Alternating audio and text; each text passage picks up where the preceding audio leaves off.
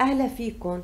بيعاني الكتار من الشخير أثناء النوم، و75% منهم بيعانوا من مشكلة توقف التنفس أثناء النوم، مما يستدعي الجسم إلى الاستيقاظ عدة مرات.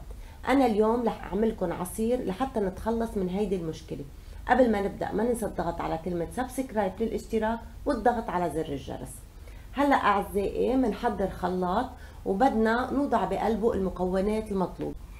اول شي رح نبدا بوضع الجزر له فوائد عديده رح تظهر عنا على الشاشه. هلا بدنا نوضع الجزر بقلب الخلاط.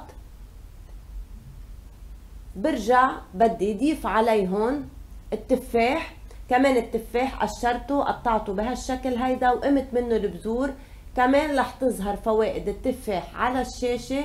هلا بدي اوضعهم بقلب الخلاط. برجع ضيف عليهم الزنجبيل قطعته بهالشكل هيدا، اكيد بعد ما قشرته، كمان فوائده رح تظهر قدامنا على الشاشة. بدنا نوضع الزنجبيل بقلب الخلاط كمان. برجع واخيرا بدي اضيف عليهم عصير البرتقال. انا عصرت نص كوب من البرتقال، كمان فوائد البرتقال ظهرت قدامنا على الشاشة. هلأ بدي ضيف عصير البرتقال لبقية المكونات. بدي سكر الخلاط وابدأ بطحنهم تينطحنوا بالكامل واحصل على عصير.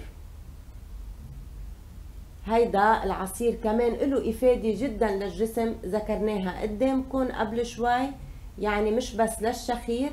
هلا انتهينا من طحنهم، مثل ما شايفين صار العصير جاهز عندي بهالشكل هيدا. لازم ينطحنوا.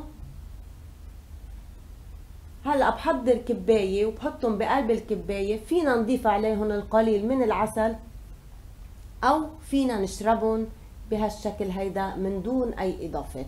وصفتنا لليوم خلصت، وصفة مهمة جدا بنصحكم فيها. اذا عجبتكم الوصفة ما تنسوا الاشتراك ومن ثم الضغط على زر الجرس، وانتظروني بكل جديد.